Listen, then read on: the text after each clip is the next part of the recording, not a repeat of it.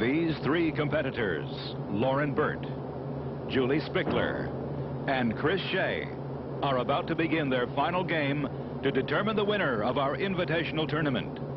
Stay with us today as we crown the champion on The Challenger. And now, here is your master of the challenge, Dick Clark. Thank you very, very much. Thank you, Don. This is kind of a sad day, you know. I get used to seeing you folks out here every day. Anyway, welcome to the Challengers. And as they say, we go on the last day of the tournament. The competitors are set for the game. And would you once again, Don, please introduce everybody? Right, Dick. And returning with $8,400 in his account, here's Lauren Burt. Returning with $100 in her account, this is Julie Spickler. And returning with $1,200 in his account, here's Chris Shea. All right, folks. Julie, I must encourage you not to be worried about the $100. We've had people in other games come from minus positions, so that isn't the worst thing that ever happened. Lauren and Chris, your accounts are growing, and Julie's, yours will grow, I promise. The cash you earn is yours to keep, of course, and we'll clear all the monies off now and start you all off with the $200 situation. Let me explain how this game is played now. We'll play the final game.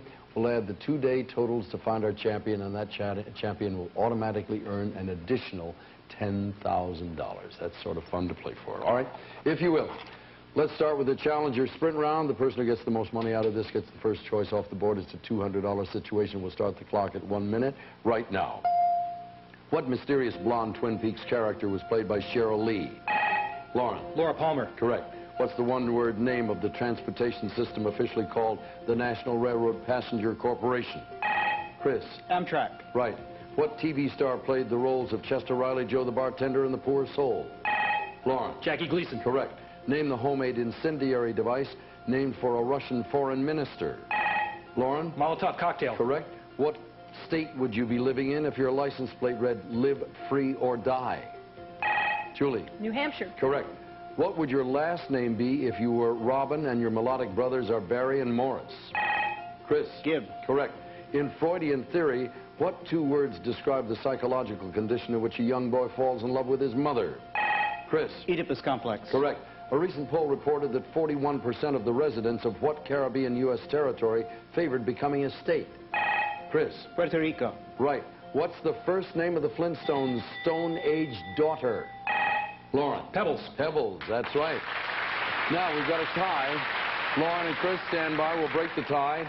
Only significance here is you pick up another $100, you get the control of the board. Which planet in our solar system is nearest the sun? Lauren. Mercury. Mercury is correct. And you've got 600, 700 now. As we add the 100, we have control of the game. These are the subjects: biblical babes, revolting developments, authors and their works, wielding a weapon, children's news, and current television. What's your pleasure, Lauren? Revolting developments. Revolting it is. It'll be tax rebellions, Central American rebellions, and labor rebellions. Select one to make a wager. Labor rebellions out in the holdout spot there. Julie and Chris, this is your $150 question. Name the Nicaraguan dictator who was overthrown by the Sandinistas in 1979. Julie. Somoza. Somoza is correct for $150. Lauren for $200. In 1894, Union President Eugene Debs led a massive strike against what Chicago area railroad car company? Pullman. Correct. And you have the choice of the remaining subjects. Wielding a weapon. Wielding a weapon means Revolutionary War weapons, Civil War weapons, and high-tech weapons. $100 to $200 wagers.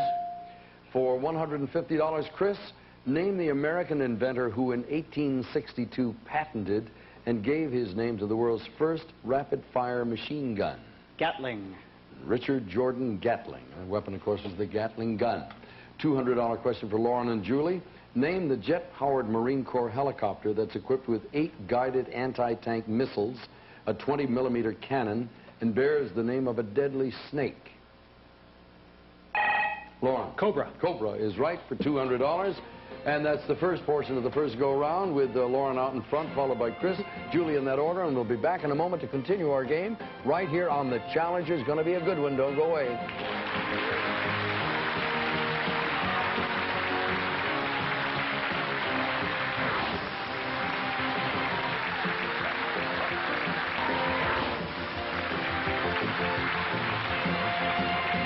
Lauren, let me say something that I mean sincerely. It's nice to see you all. You're all great players, no matter who comes out on top of this thing. Somebody's going to get a $10,000 bonus out of this, but we'll wish you all equally good luck. And Lauren, Julie, Chris, all the good luck to each of you. Now, Lauren, you'll have the choice of the subjects. You've got biblical babes, authors and their works, children's news, and current television. Where would you like to start? Biblical babes. All right, we've got Delilah, Salome, and Jezebel, biblical babes.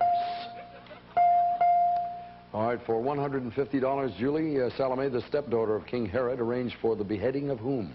John the Baptist. You're right for $150. Lauren and Chris for $200.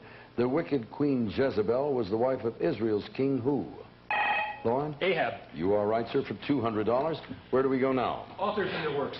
All right. We have Robert Louis Stevenson, Jules Verne, and Edgar Allan Poe. Select and wager.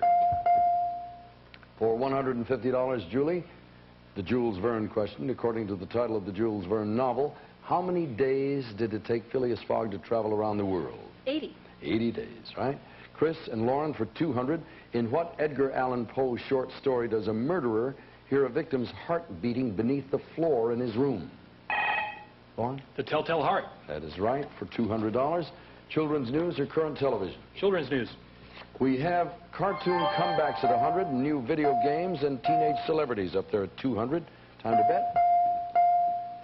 For $100, Lauren, returning to television 30 years after his show debuted, is what cartoon character who's smarter than the average bear? Yogi. Yeah, ba-dabba-doo, yeah. All right, for $200, Julie and Chris. She's only 15, but it's reported that she's sporting a diamond ring. Name the engaged and engaging actress who starred at 7 in the movie E.T. Chris? Drew Barrymore. You're right for $200. The last subject is current television, and that deals with sitcom pets, Cosby Kids, and CNN talkers. Time to wager. Looks like everybody, no, sorry, two of you in for the $100 question. Lauren and Chris, this is yours.